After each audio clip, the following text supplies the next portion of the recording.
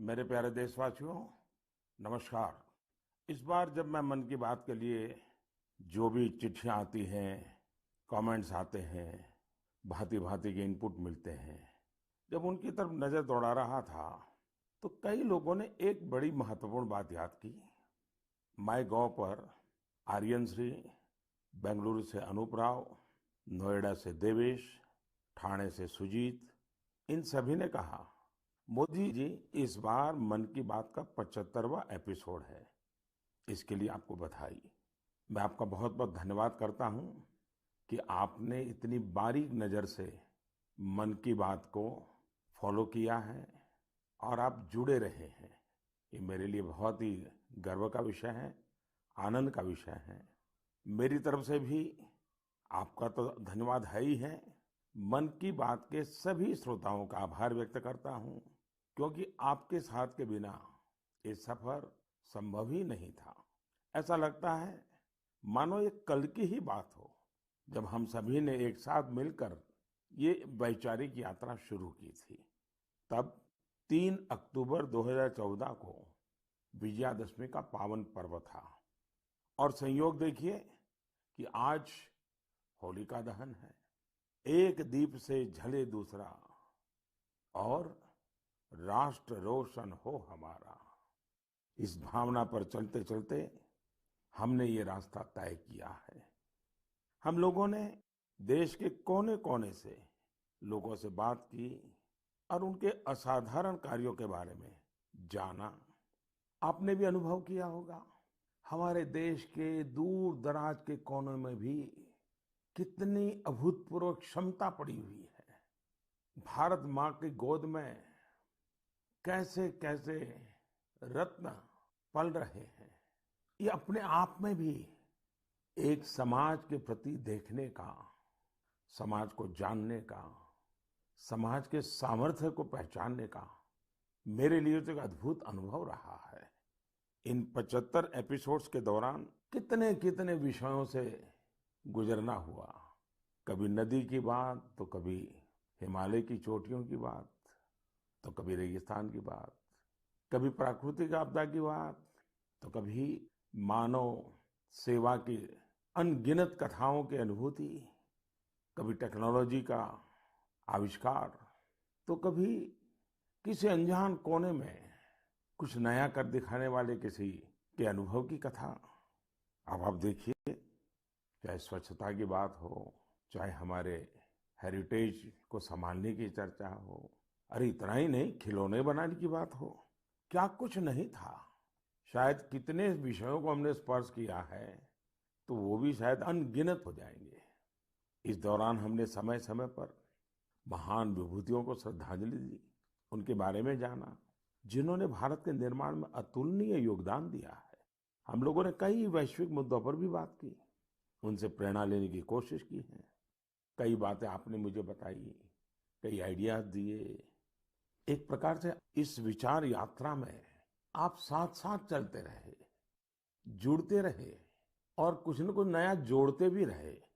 मैं आज इस 75वें एपिसोड के समय सबसे पहले मन की बात को सफल बनाने के लिए, समृद्ध बनाने के लिए और इससे जुड़े रहने के लिए हर श्रोता का बहुत बहुत आभार व्यक्त करता हूं।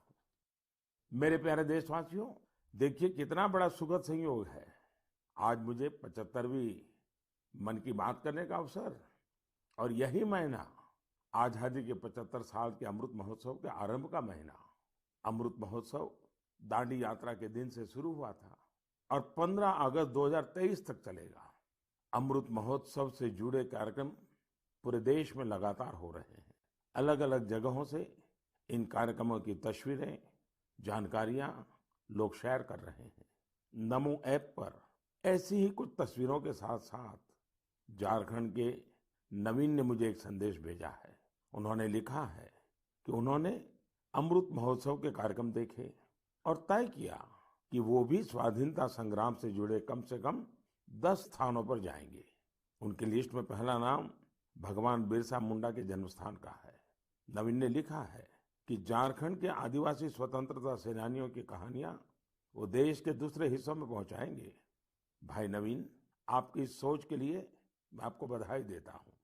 साथियों, किसी स्वाधीनता सेनानी की संघर्ष गाथा हो, किसी स्थान का इतिहास हो, देश की कोई सांस्कृतिक कहानी हो, अमृत महोत्सव के दौरान आप उसे देश के सामने ला सकते हैं, देशवासियों को उससे जोड़ने का माध्यम बन सकते हैं। आप देखिएगा, देखते ही देखते अमृत महोत्सव ऐसे कितने ही प्रेरणादायी अमृत बिंदुओं से भर जाएगा और फिर ऐसी अमृत धारा बहेगी जो हमें भारत की आजादी के 100 वर्ष तक प्रेरणा देगी, देश को नई ऊंचाई पर ले जाएगी, कुछ न कुछ करने का जज्बा पैदा करेगी। आजादी की लड़ाई में हमारे सेनानियों ने कितने ही कष्ट इसलिए सहे क्योंकि वो देश के लिए त्याग और बलिदान को अपना कर्तव्य समझते थे। उनके त्याग और बलिदान की अमर गाथाएं अब हमें सतत कर्तव्य पथ के लिए प्रेरित करें। और जैसे गीता में भगवान कृष्ण ने कहा है, नियतम कुरु कर्म त्वम कर्म ज्यायो हकर्मणः, उसी भाव के साथ हम सब अपने नियत कर्तव्यों का पूरी निष्ठा से पालन करें। और आजादी का अमृत महोत्सव का मतलब यही है कि हम नए संकल्प करें, उन संकल्पों को सिद्ध करने के लिए जी जान से जुट जाएं। और संकल्प वो हो जो समाज की भलाई के हो, देश की भलाई के हो, भारत के उज्जवल भविष्य के लिए हो। और संकल्प वो हो जिसमें मेरा अपना स्वयं का कुछ न कुछ जिम्मा हो, मेरा अपना कर्तव्य जुड़ा हुआ हो। मुझे विश्वास है गीता को जीने का ये सुवर्ण अवसर हम लोगों के पास है। मेरे प्यारे देशवासियों, पिछले वर्ष ये मार्च का ही महीना था, देश ने पहली बार जनता कर्फ्यू शब्द सुना था। लेकिन इस महान देश की महान प्रजा की महाशक्ति का अनुभव देखिए। जनता कर्फ्यू पूरे विश्व के लिए एक अचरज बन गया था। अनुशासन का ये अभूतपूर्व उदाहरण था। आने वाली पीढ़ियां इस एक बात को लेकर के जरूर गर्व करेगी। उसी प्रकार से हमारे कोरोना वॉरियर्स के प्रति सम्मान, आदर, थाली बजाना, ताली बजाना, दिया जलाना, आपको अंदाज नहीं है कोरोना वॉरियर्स के दिल को कितना छू गया था वो। और वही तो कारण है जो पूरी साल भर वे बिना थके, बिना रुके डटे रहे, देश के एक एक नागरिक की जान बचाने के लिए जी जान से जूझते रहे। पिछले साल इस समय सवाल था कि कोरोना की वैक्सीन कब तक आएगी। साथियों, हम सबके लिए गर्व की बात है कि आज भारत दुनिया का सबसे बड़ा वैक्सीनेशन प्रोग्राम चला रहा है। वैक्सीनेशन प्रोग्राम के तस्वीरों के बारे में मुझे भुवनेश्वर के पुष्पा शुक्ला जी ने लिखा है।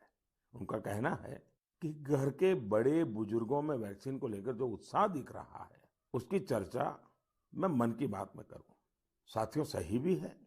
देश के कोने कोने से हम ऐसी खबरें सुन रहे हैं, ऐसी तस्वीरें देख रहे हैं जो हमारे दिल को छू जाती हैं। यूपी के जौनपुर में 109 वर्ष की बुजुर्ग मां राम दुलैया जी ने टीका लगवाया है। ऐसे ही दिल्ली में भी 107 साल के केवल कृष्ण जी ने वैक्सीन की डोज ली है। हैदराबाद में 100 साल के जय चौधरी जी ने वैक्सीन लगवाई।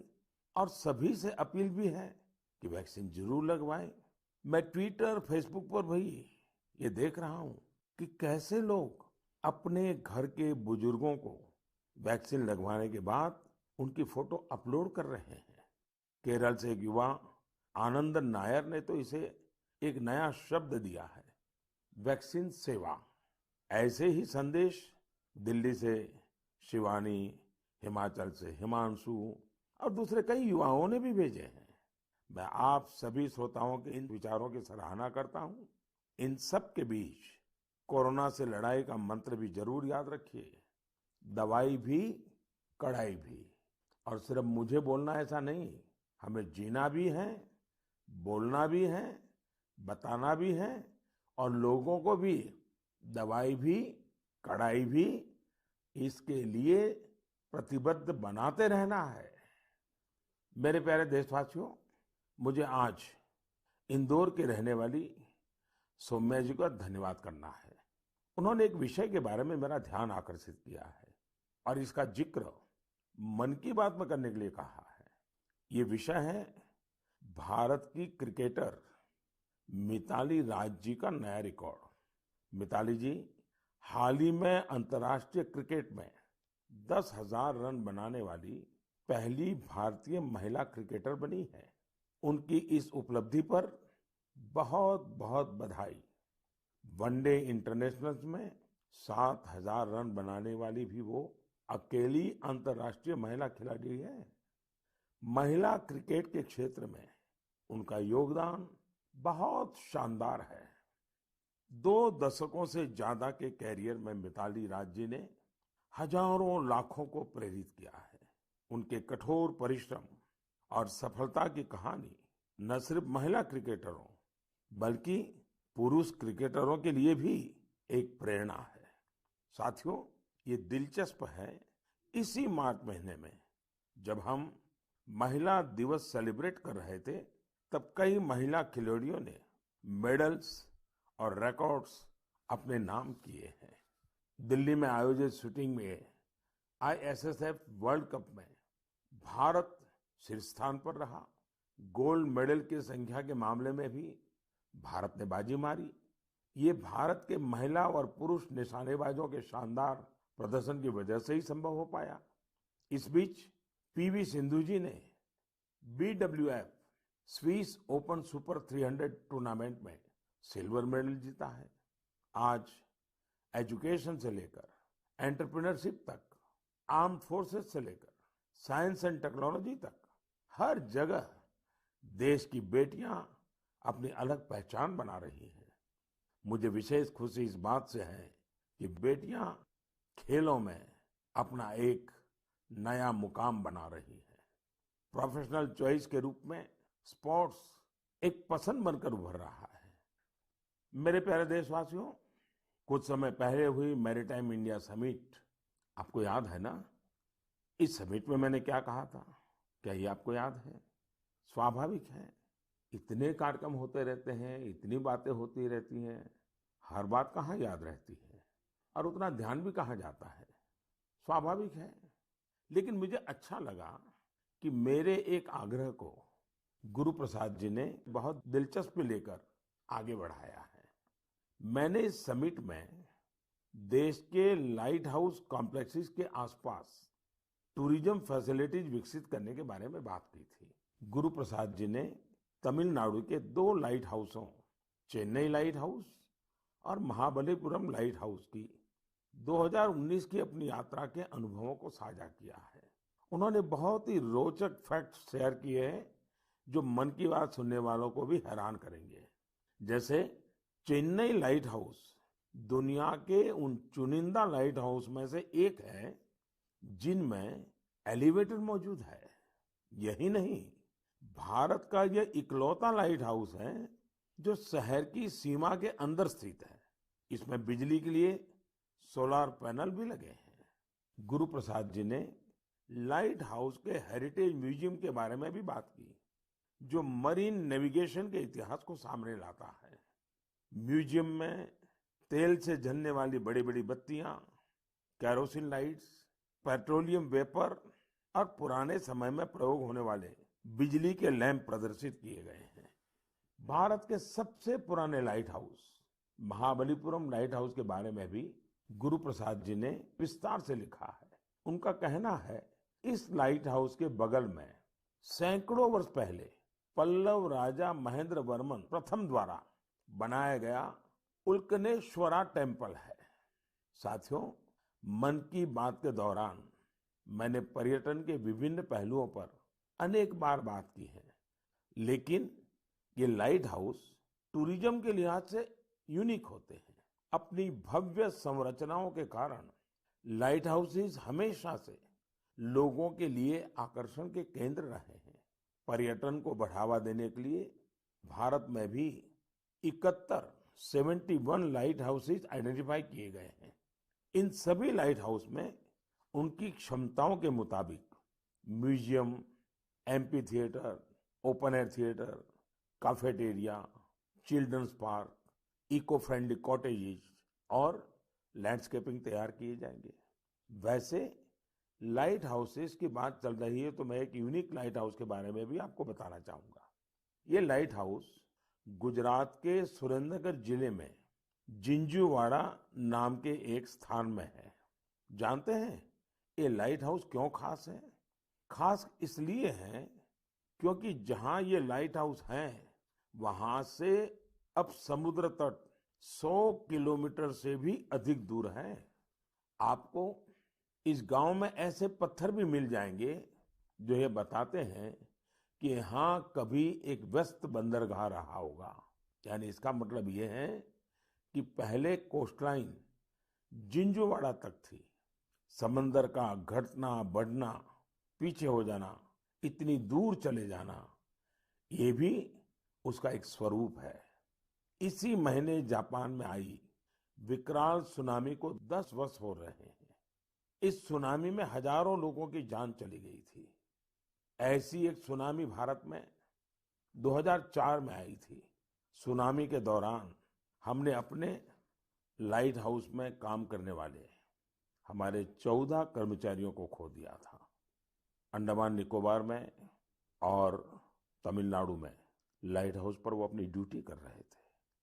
कड़ी मेहनत करने वाले हमारे इन लाइट कीपर्स को मैं आदरपूर्वक श्रद्धांजलि देता हूं और लाइट कीपर्स के काम की भूरी भूरी प्रशंसा करता हूं। प्रिय देशवासियों, जीवन के हर क्षेत्र में नयापन, आधुनिकता अनिवार्य होती है, वरना वही कभी कभी हमारे लिए बोझ बन जाती है। भारत के कृषि जगत में आधुनिकता ये समय की मांग है। बहुत देर हो चुकी है, हम बहुत समय गंवा चुके हैं। एग्रीकल्चर सेक्टर में रोजगार के नए अवसर पैदा करने के लिए, किसानों की आय बढ़ाने के लिए परंपरागत कृषि के साथ ही नए विकल्पों को, नए नए इनोवेशंस को अपनाना भी उतना ही जरूरी है। व्हाइट रिवॉल्यूशन के दौरान देश ने इससे अनुभव किया है। अब बी फार्मिंग भी ऐसा ही एक विकल्प बनकर के उभर रहा है।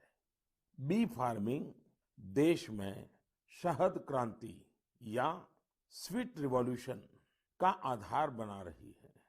बड़ी संख्या में किसान इससे जुड़ रहे हैं, इनोवेशन कर रहे हैं। जैसे कि पश्चिम बंगाल के दार्जिलिंग में एक गांव है गुरदुम। पहाड़ों की इतनी ऊंचाई, भौगोलिक दिक्कतें, लेकिन यहाँ के लोगों ने हनी बी फार्मिंग का काम शुरू किया और आज इस जगह पर बने शहद की, मधु की अच्छी मांग हो रही है। इससे किसानों की आमदनी भी बढ़ रही है। पश्चिम बंगाल के ही सुंदरबन इलाकों का प्राकृतिक ऑर्गेनिक हनी तो देश दुनिया में पसंद किया जाता है। ऐसा ही एक व्यक्तिगत अनुभव मुझे गुजरात का भी है।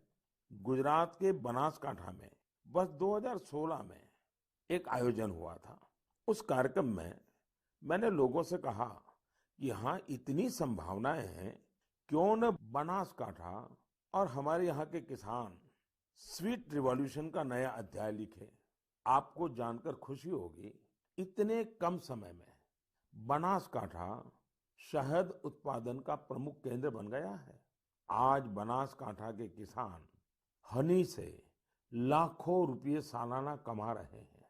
ऐसा ही एक उदाहरण हरियाणा के यमुनानगर का भी है। यमुनानगर में किसान बी फार्मिंग करके सालाना कई 100 टन शहद पैदा कर रहे हैं, अपनी आय बढ़ा रहे हैं।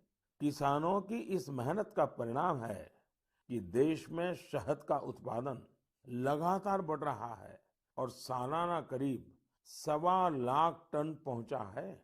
इसमें से बड़ी मात्रा में शहद विदेशों में निर्यात भी हो रहा है। साथियों, हनी बी फार्मिंग में केवल शहद से ही आय नहीं होती, बल्कि बी वैक्स भी आय का एक बहुत बड़ा माध्यम है। Pharma industry, food industry, textile और कॉस्मेटिक इंडस्ट्री, हर जगह बी वैक्स की डिमांड है। हमारा देश फिलहाल बी वैक्स का आयात करता है, लेकिन हमारे किसान अब ये स्थिति तेजी से बदल रहे हैं। यानी एक तरह से आत्मनिर्भर भारत अभियान में मदद कर रहे हैं। आज तो पूरी दुनिया आयुर्वेद और नेचुरल हेल्थ प्रोडक्ट्स की ओर देख रही है। ऐसे में हनी की मांग और भी तेजी से बढ़ रही है। मैं चाहता हूं देश के ज्यादा से ज्यादा किसान अपनी खेती के साथ साथ बी फार्मिंग से भी जुड़े। ये किसानों की आय भी बढ़ाएगा और उनके जीवन में मिठास भी घोलेगा। मेरे प्यारे देशवासियों, अभी कुछ दिन पहले वर्ल्ड स्पैरो डे मनाया गया। स्पैरो यानी गोरैया। कहीं इसे चकली बोलते हैं, कहीं चिमनी बोलते हैं, कहीं घौन चिरिका कहा जाता है। पहले हमारे घरों की दीवारों पर, आसपास के पेड़ों पर गोरैया चहकती रहती थी। लेकिन अब लोग गोरैया को ये कहकर याद करते हैं कि पिछली बार बरसों पहले गोरैया देखा था। आज इसे बचाने के लिए हमें प्रयास करने पड़ रहे हैं। मेरे बनारस के एक साथी इंद्रपाल सिंह बत्रा जी ने ऐसा काम किया है जिसे मैं मन की बात के श्रोताओं को जरूर बताना चाहता हूँ। बत्रा जी ने अपने घर को ही गोरैया का आशियाना बना दिया है। इन्होंने अपने घर में लकड़ी के ऐसे घोंसले बनवाए जिनमें गोरैया आसानी से रह सके। आज बनारस के कई घर इस मुहिम से जुड़ रहे हैं। इससे इन घरों में एक अद्भुत प्राकृतिक वातावरण भी बन गया है। मैं चाहूंगा प्रकृति, पर्यावरण, प्राणी, पक्षी जिनके लिए भी बन सके, कम ज्यादा प्रयास हमें भी करने चाहिए। जैसे एक साथी हैं विजय कुमार काबी जी। विजय जी उड़ीसा के केंद्रपाड़ा के रहने वाले हैं। केंद्रपाड़ा समुद्र के किनारे है, इसलिए इस जिले के कई गांव ऐसे हैं जिन पर समुद्र की ऊंची लहरों और साइक्लोन का खतरा रहता है। इससे कई बार बहुत नुकसान भी होता है। विजय जी ने महसूस किया कि अगर इस प्राकृतिक तबाही को कोई रोक सकता है तो वो प्रकृति ही रोक सकती है। फिर क्या था, विजय जी ने बड़ा कोट गांव से अपना मिशन शुरू किया। उन्होंने 12 साल, साथियों 12 साल मेहनत करके गांव के बाहर समुद्र की तरफ 25 एकड़ का मैंग्रोव जंगल खड़ा कर दिया। आज ये जंगल इस गांव की सुरक्षा कर रहा है। ऐसा ही काम ओडिशा के ही पारादीप जिले में एक इंजीनियर अमरेश सामंती जी ने किया है। अमरेश जी ने छोटे छोटे जंगल लगाए हैं जिनसे आज कई गांवों का बचाव हो रहा है। साथियों, इस तरह के कामों में अगर हम समाज को साथ जोड़ लें तो बड़े परिणाम आते हैं। जैसे तमिलनाडु के कोयम्बटूर में बस कंडक्टर का काम करने वाले मरिमुथु योगनाथन जी हैं। योगनाथन जी अपनी बस के यात्रियों को टिकट देते हैं तो साथ में ही एक पौधा भी मुफ्त देते हैं। इस तरह योगनाथन जी न जाने कितने ही पेड़ लगवा चुके हैं। योगनाथन जी अपने वेतन का काफी हिस्सा इसी काम में खर्च करते आ रहे हैं। अब इसको सुनने के बाद ऐसा कौन नागरिक होगा जो मरिमुथु योगनाथन जी के काम की प्रशंसा न करे। मैं हृदय से उनके इस प्रयासों को बहुत बधाई देता हूं, उनके इस प्रेरक कार्य के लिए। मेरे प्यारे देशवासियों, वेस्ट से वेल्थ यानी कचरे से कंचन बनाने के बारे में हम सब ने देखा भी है, सुना भी है और हम भी औरों को बताते रहते हैं। कुछ उसी प्रकार से वेस्ट को वैल्यू में बदलना का भी काम किया जा रहा है। ऐसा ही एक उदाहरण केरल के कोच्चि के सेंट टेरेसा कॉलेज का है। मुझे याद है कि 2017 में मैं इस कॉलेज के कैंपस में एक बुक रीडिंग पर आधारित कार्यक्रम में शामिल हुआ था। इस कॉलेज के स्टूडेंट्स रीयूजेबल टॉयज बना रहे हैं, वो भी बहुत ही क्रिएटिव तरीके से। ये स्टूडेंट्स पुराने कपड़ों, फेंके गए लकड़ी के टुकड़ों बैग और बॉक्सेस का इस्तेमाल खिलौने बनाने में कर रहे हैं। कोई विद्यार्थी पजल बना रहा है, तो कोई कार और ट्रेन बना रहा है। यहाँ इस बात का विशेष ध्यान दिया जाता है कि खिलौने सेफ होने के साथ साथ चाइल्ड फ्रेंडली भी हो। और इस पूरे प्रयास की एक अच्छी बात ये भी है कि ये खिलौने आंगनवाड़ी बच्चों को खेलने के लिए दिए जाते हैं। आज जब भारत खिलौनों की मैन्युफैक्चरिंग में काफी आगे बढ़ रहा है, तो वेस्ट से वैल्यू के ये अभियान, ये अभिनव प्रयोग बहुत मायना रखते हैं। आंध्र प्रदेश के विजयवाड़ा में एक प्रोफेसर श्रीनिवास पदकांडला जी हैं। वे बहुत ही रोचक कार्य कर रहे हैं। उन्होंने ऑटोमोबाइल मेटल स्क्रैप से स्कल्पचर्स बनाए हैं। उनके द्वारा बनाए गए ये विशाल स्कल्पचर्स सार्वजनिक पार्कों में लगाए गए हैं और लोग उन्हें बहुत उत्साह से देख रहे हैं। इलेक्ट्रॉनिक और ऑटोमोबाइल वेस्ट की रिसाइकलिंग का यह एक अभिनव प्रयोग है। मैं एक बार फिर कोच्चि और विजयवाड़ा के इन प्रयासों की सराहना करता हूं और उम्मीद करता हूं कि और लोग भी ऐसे प्रयासों में आगे आएंगे। मेरे प्यारे देशवासियों, भारत के लोग दुनिया के किसी कोने में जाते हैं तो गर्व से कहते हैं कि वो भारतीय हैं। हम अपने योग, आयुर्वेद, दर्शन, न जाने क्या कुछ नहीं है हमारे पास, जिसके लिए हम गर्व करते हैं, गर्व की बातें करते हैं। साथ ही अपनी स्थानीय भाषा, बोली, पहचान, पहनाव, खान पान, उसका भी गर्व करते हैं। हमें नया तो पाना है और वही तो जीवन होता है, लेकिन साथ साथ पुरातन गंवाना भी नहीं है। हमें बहुत परिश्रम के साथ अपने आसपास मौजूद अथाह सांस्कृतिक धरोहर का संवर्धन करना है, नई पीढ़ी तक पहुंचाना है। यही काम आज असम के रहने वाले सिकारी टिस्सौ बहुत ही लगन के साथ कर रहे हैं। कार्बी आंगलोंग जिले के सिकारी टिस्सौ जी पिछले 20 सालों से कार्बी भाषा का डॉक्यूमेंटेशन कर रहे हैं। किसी जमाने में, किसी युग में कार्बी आदिवासी भाई बहनों की भाषा कार्बी आज मुख्य धारा से गायब हो रही है। श्रीमान सिकारी टिस्सौ जी ने तय किया था कि अपनी इस पहचान को वो बचाएंगे और आज उनके प्रयासों से कार्बी भाषा की काफी जानकारी डॉक्यूमेंटेड हो गई है। उन्हें अपने इन प्रयासों के लिए कई जगह प्रशंसा भी मिली है और अवार्ड भी मिले हैं। मन की बात के द्वारा श्रीमान सिकारी टिस्सौ जी को मैं तो बधाई देता ही हूं, लेकिन देश के कई कोने में इस प्रकार से कई साधक होंगे जो एक काम लेकर के खपते रहते होंगे। मैं उन सबको भी बधाई देता हूं। मेरे प्यारे देशवासियों, कोई भी नई शुरुआत यानी न्यू बिगिनिंग हमेशा बहुत खास होती है। न्यू बिगिनिंग का मतलब होता है न्यू पॉसिबिलिटीज, नए प्रयास, और नए प्रयासों का अर्थ है नई ऊर्जा और नया जोश। यही कारण है कि अलग अलग राज्यों और क्षेत्रों में एवं विविधता से भरी हमारी संस्कृति में किसी भी शुरुआत को उत्सव के तौर पर मनाने की परंपरा ही रही है। और ये समय नई शुरुआत और नए उत्सवों के आगमन का है। होली भी तो बसंत को उत्सव के तौर पर ही मनाने की एक परंपरा है। जिस समय हम रंगों के साथ होली मना रहे होते हैं, उसी समय बसंत भी हमारे चारों ओर नए रंग बिखेर रहा होता है। इसी समय फूलों का खिलना शुरू होता है और प्रकृति जीवंत हो उठती है। देश के अलग अलग क्षेत्रों में जल्द ही नया साल भी मनाया जाएगा, चाहे उगादी हो या पुथंडू, गुड़ी पड़वा हो या बिहू, नवरेह हो या पोइला, या फिर बोईशाख हो या बैसाखी। पूरा देश उमंग, उत्साह और नई उम्मीदों के रंग में सराबोर दिखेगा। इसी समय केरल भी खूबसूरत त्योहार विशु मनाता है। इसके बाद जल्द ही चैत्र नवरात्रि का पावन अवसर भी आ जाएगा। चैत्र महीने के 9वें दिन हमारे यहाँ रामनवमी का पर्व होता है।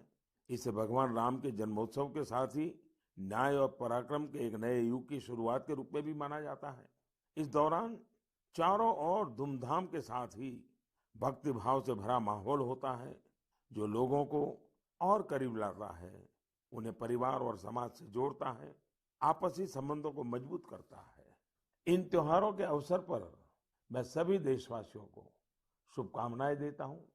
साथियों, इस दौरान 4 अप्रैल को देश ईस्टर भी मनाएगा। जीसस क्राइस्ट के पुनर्जीवन के उत्सव के रूप में ईस्टर का त्योहार मनाया जाता है। प्रतीकात्मक रूप से कहें तो ईस्टर जीवन की नई शुरुआत से जुड़ा है। ईस्टर उम्मीदों के पुनर्जीवित होने का प्रतीक है।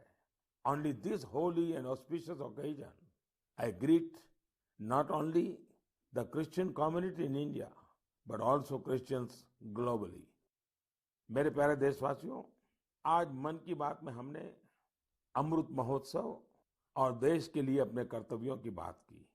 हमने अन्य पर्वों और त्योहारों को भी चर्चा की है। इसी बीच एक और पर्व आने वाला है जो हमारे संवैधानिक अधिकारों और कर्तव्यों की याद दिलाता है। वो है 14 अप्रैल डॉक्टर बाबा साहब आम्बेडकर की जन्म जयंती। इस बार अमृत महोत्सव में तो ये अवसर और भी खास बन गया है। मुझे विश्वास है बाबा साहब की इस जन्म जयंती को हम जरूर यादगार बनाएंगे, अपने कर्तव्यों का संकल्प लेकर उन्हें श्रद्धांजलि देंगे। इसी विश्वास के साथ आप सभी को पर्व त्योहारों की एक बार फिर शुभकामनाएं।